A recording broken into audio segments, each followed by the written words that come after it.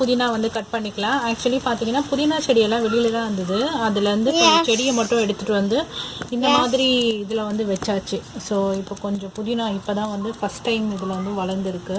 இப்போ நம்ம கட் பண்ணி எடுத்துக்கலாம் பிரியாணிக்கு. இங்கே கட் பண்ணுங்க சொல்லும். இதை கட் பண்ணுங்கள். கட் கட் கட் இங்கே இங்கே இங்கே கட் பண்ணுங்க. கட் கட் கட் பண்ணோன்னு அழுதா மட்டும் பத்தாது பிரணா, கட் பண்ணவும் தெரியணும். ஐ பரவாயில்லையே. இங்கே கட் பண்ணுங்க. கட் பண்ணுங்க. ஜாலியாக இருக்கா? இதை கட் பண்ணுங்க. இதை கட் பண்ணுங்க. என் கையை கட் பண்ணிட போகிறேன் சைடு கேப்பில். இங்கே கட் பண்ணுங்க.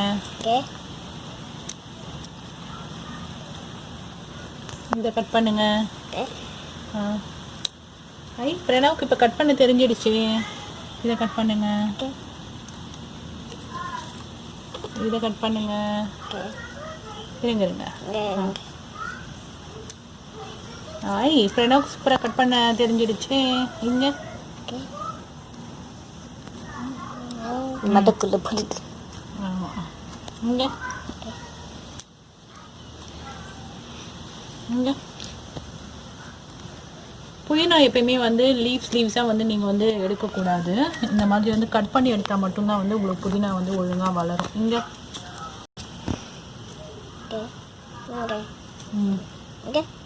ஒழுங்காக கட் பண்ணுங்க ஸ்ட்ராங்காக. ஓகே, இவ்வளோ புதினா போதும் நம்மளுக்கு.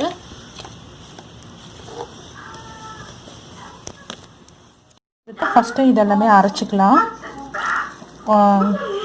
ஒரு கொத்து வந்து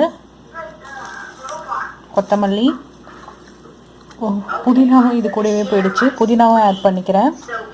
ஒரு கொத்து கொத்தமல்லி, ஒரு கொத்து புதினா, அப்புறம் சின்ன வெங்காயம் ஒரு 5 வெங்காயம் கிட்ட எடுத்துக்கோங்க. இது வந்து நல்லா பெரிய பெரிய வெங்காயம்.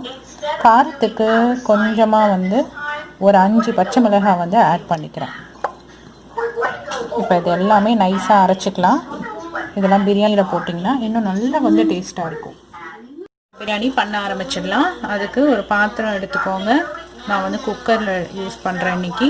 குக்கரில் தேவையான அளவுக்கு எண்ணெய் வந்து போட்டுக்கலாம். இதில் பட்டை, அன்னாச்சி பூ, அப்புறமா 2 பிரிஞ்சி இலை நான் கட் பண்ணி வச்சுருக்கிறேன். அது 2 பிரிஞ்சி இலை தான். அதிலே பாருங்கள் ஒரு 3 கிராம்பு, அப்புறமா ஏலக்காய் வந்து ஆட் பண்ணிக்கலாம். ஸோ ஏலக்காய் மட்டும் எப்பயுமே ஆட் பண்ணுறப்ப இந்த நுனி இருக்குது பாருங்கள். ஸோ நான் எப்பயுமே அப்படி தான் போடுவேன். இந்த நுனி மட்டும் லைட்டாக ஓப்பன் பண்ணி போடுவேன். அந்த மாதிரி ஏலக்காய் 2 ஏலக்காய் போட்டுக்கலாம். ஸோ அவ்வளோதான், எல்லாமே போட்டாச்சு. இதில் கொஞ்சமாக வந்து பெருஞ்சீரகம் போட்டுக்கலாம்.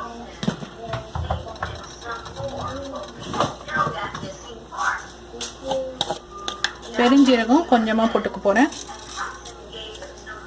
இது லைட்டாக வந்து வதங்கட்டும். அப்போ தான் மசாலா வாசனை சூப்பராக இருக்கும். இது வதங்கினதுக்கப்புறம் வெங்காயம் போட்டுக்கலாம். இப்போ நாம் வெங்காயம் வந்து ஆட் பண்ணிக்கலாம். நான் வந்து வெங்காயம் பெரிய வெங்காயமாக பார்த்து ஒரு வெங்காயம் எடுத்துக்கிட்டேன். நீங்கள் வந்து 2 வெங்காயம் வந்து போட்டுக்கோங்க. பச்சை மிளகாய் எதுவும் இப்போ ஆட் பண்ண போகிறதில்ல, ஏன்னா நம்ம அரைச்சிட்டோம். இப்போ அதை நல்லா வதக்கி விட்டுக்கலாம். இப்போ வெங்காயம் நல்லா வதங்கிடுச்சு. தக்காளி ஆட் பண்ணிக்கலாம். தக்காளி வந்து 1.5 தக்காளி வந்து யூஸ் பண்ணுறேன். ஒரு லிட் போட்டு தக்காளி நல்லா வந்து வதங்கிடுச்சு. ஸோ தக்காளி வந்து நீங்கள் இப்படி கிண்டி விடுறப்பயே தக்காளி நல்லா வந்து கொதன்னு உங்களுக்கு வந்துடணும். இந்த மாதிரி நல்லாவே வதங்கி வந்துடுச்சு. தக்காளியெல்லாம் நசுக்கி விட்டுக்கலாம். அதுக்கப்புறம் இதுக்கு தேவையான அளவுக்கு இஞ்சி பூண்டு பேஸ்ட். ஸோ நான் வந்து 1.5 டேபிள் ஸ்பூன் இஞ்சி பூண்டு பேஸ்ட் போடுறேன். நீங்கள் வேணும்னா நம்ம அரைச்சோம் பாருங்கள் மிக்சியில், அதிலே வந்து ஃப்ரெஷ்ஷாக இஞ்சி பூண்டு பேஸ்ட் வந்து நீங்கள் ஆட் பண்ணிக்கலாம். இப்போ நம்மளுடைய அந்த பேஸ்ட் அரைச்சோம் பாருங்கள், அந்த பேஸ்ட் எல்லாமே நம்ம ஆட் பண்ணிக்கலாம்.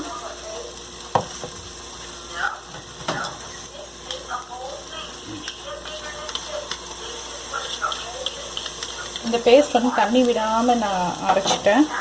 நீங்களும் தண்ணி விடாமலே அரைச்சிடுங்க. தண்ணி விட்டு அரைச்சிங்கன்னா உங்களுக்கு வந்து ஈஸியாக இருக்கும். இல்லைன்னா அரைக்கிறப்ப என்ன ஆகும்னா சைடில் ஃபுல்லாக தெளிச்சிடும் உங்களுக்கு. இதில் வெங்காயம்லாம் இருக்குது பாருங்கள், அதனால் அதை வச்சு ஈஸியாக வந்து அரைஞ்சி வந்துடும். தண்ணி வந்து சுத்தமாக தேவைப்படாது இதுக்கு. ஓகே, இந்த பேஸ்ட்டு நம்ம இப்போ பச்சை வாசனை போகிற வரைக்கும் லைட்டாக வதக்கி விட்டுடலாம்.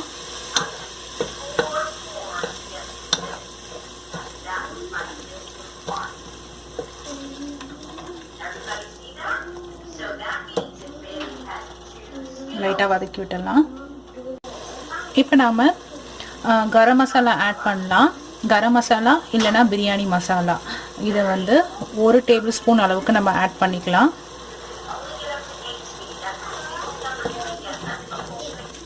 ஆட் பண்ணிவிட்டு நல்லா மிக்ஸ் பண்ணி விட்டுடுங்க. இந்த டைமில்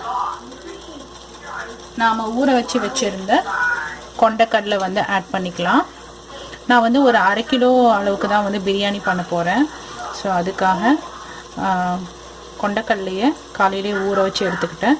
நான் இன்றைக்கி வந்து 2 கொண்டைக்கடலையுமே எடுத்துக்கிறேன். கருப்பும் எடுத்துக்கிறேன், வெள்ளையும் எடுத்துக்கிறேன்.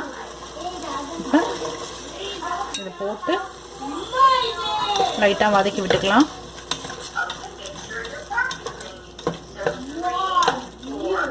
லைட்டாக கொஞ்சமாக வதங்கட்டும். அதுக்கப்புறம் நம்ம ரைஸ் ஆட் பண்ணிக்கலாம். ஸோ ரைஸ் வந்து எப்படி பண்ணணும் அப்படின்னு நான் காமிக்கிறேன். ரைஸ் பார்த்தீங்கன்னா பாஸ்மதி ரைஸ் தான் எடுத்துக்கிட்டேன். ஸோ இந்த கப்பில் 1.5 கப் அளவுக்கு பாஸ்மதி ரைஸ் எடுத்துக்கிட்டேன். ஸோ இங்கே பாருங்கள், 1 கப் இது, 1 கப் அளவு மெஷர்மெண்ட்டு. இதில் 1.5 கப் எடுத்துக்கிட்டேன். 1.5 கப் பாஸ்மதி ரைஸை தண்ணியில் வந்து நல்லா கழுவிட்டு கொஞ்சம் நேரம் ஊற வச்சுருக்கிறேன். ஸோ யூஸ்வலாக பார்த்தீங்கன்னா பிரியாணிக்கு மட்டும் நம்ம வெங்காயம்லாம் வதக்குவோம் பாருங்கள், அந்த டைம்லேயே நம்ம ரைஸ் வந்து ஊற வச்சிடலாம். ஏன்னா வந்து காய்கறி வந்து ரொம்ப நேரம் வேக வேண்டிய அவசியம் கிடையாது.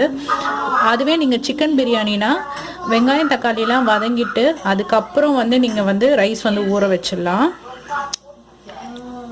இப்போ நான் இந்த ரைஸில் தண்ணியை மட்டும் இருத்துட போகிறேன். ஏன்னா இது வந்து ரொம்ப நேரமாக ஊறிடுச்சு. இப்போ இதில் தேவையான அளவுக்கு தண்ணி ஆட் பண்ணிக்கலாம். தண்ணி வந்து மினரல் வாட்டர் வந்து எடுத்துக்கிறேன். 1 கப் ரைஸ்க்கு 1.25 கப்பு தண்ணி வைக்கணும் குக்கர்னா. ஸோ நான் 1.5 கப் வந்து ரைஸ் எடுத்துக்கிறேன். அதுக்கு ஃபஸ்ட்டு 1.25 கப் போட்டுட்டேன். அப்புறம் அரை கப் ரைஸ்க்கு அரையிலேருந்து இப்போ கொஞ்சமாக ஸோ 1 கப் ரைஸ்க்கு 1.25 கப் தண்ணி வந்து வச்சுக்கோங்க. எந்த கப்பில் நீங்கள் ரைஸ் எடுத்தீங்களோ அதே கப்பில் நீங்கள் தண்ணி வந்து எடுத்துக்கலாம். இப்போ நாம் இதை குக்கரில் ஆட் பண்ணிக்கலாம். இப்போ கொண்டைக்கடலை எல்லாமே வந்து நல்லா வதங்கிடுச்சு. இந்த டைமில் நம்ம வச்சுருந்தோம் பாருங்கள் ரைஸ், அது கூட தண்ணி ஆட் பண்ணிட்டோம் இல்லையா, அது எல்லாமே இது பண்ணிக்கலாம்.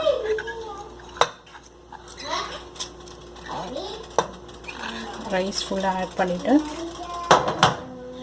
இப்போ பிரியாணிக்கு தேவையான அளவுக்கு சால்ட் வந்து போட்டுக்கலாம். ஏன்னா இது வரைக்கும் நம்ம கொஞ்சம் கூட சால்ட் ஆட் பண்ணவே இல்லை. ஸோ காரம் பார்த்திங்கன்னா நம்ம பச்சை மிளகாய் மட்டும்தான் நான் வந்து போட்டிருக்கிறேன். ஸோ பச்சை மிளகாய் அந்த காரமே போதும். ஏன்னா பச்சை மிளகாய் மட்டுமே ஒரு 5 பச்சை மிளகாய் போட்டுக்கிறேன், அதனால் அதுவே போதும் காரத்துக்கு. அதனால் நான் காரத்தூள் வந்து போடல. இப்போ நல்லாவே மிக்ஸ் பண்ணி விட்டுட்டு இப்போ என்ன பண்ணலான்னா டேஸ்ட் பாருங்கள், உப்பு போட்ட அப்புறம்.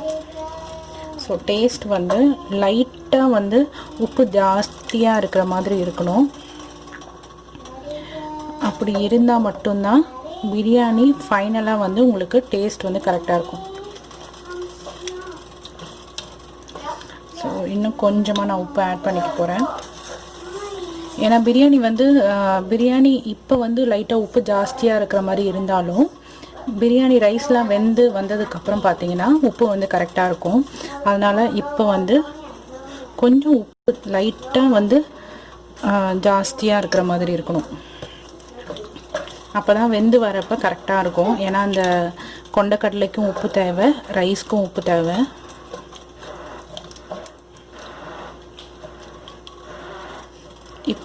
இப்போ வந்து டேஸ்ட்டு பாருங்கள். அனுச்செல்லாம் கிளாஸ் என்னாச்சு? இப்போ வந்து உப்பு வந்து கொஞ்சம் ஜாஸ்தியாக இருக்கிற மாதிரி இருக்குது. இந்த வரண்டா உப்பு கொஞ்சம் ஜாஸ்தியாக இருக்கிற மாதிரி இருக்குது. அவ்வளோதான். இப்போ நம்ம குக்கர் வந்து விசில் போட்டுடலாம்.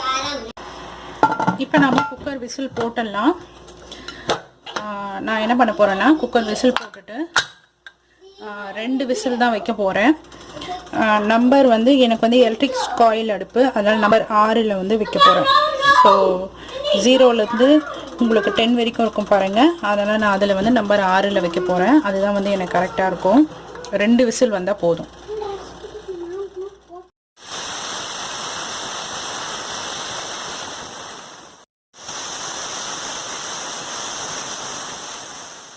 பார்த்துடலாம். யூஸ்வலாக வந்து 2 விசில் வந்ததுக்கப்புறம் என்ன பண்ணோன்னா அந்த ப்ரெஷர் ஃபுல்லாக போகிற வரைக்கும் நம்ம வெயிட் பண்ணணும். அதுக்கப்புறம் ஒரு 1/2 hour கிட்ட நீங்கள் டச் பண்ணவே பண்ணாதீங்க, ஈவன் அதோட ப்ரெஷர் போனாலும் சரி. ஏன்னா அப்போ தான் வந்து உள்ளே இருக்கிற அந்த ரைஸ் பாருங்கள் நல்லாவே வந்து உங்களுக்கு வெந்து உதிரியாக வந்து உங்களுக்கு வரும். நீங்கள் உடனே எடுத்துட்டிங்கன்னா ரைஸ் கொஞ்சம் வேகாமலும் இருக்கும். ஸோ ப்ரெஷர் ஃபுல்லாகவே போயிடுச்சு. அவ்வளோதான்.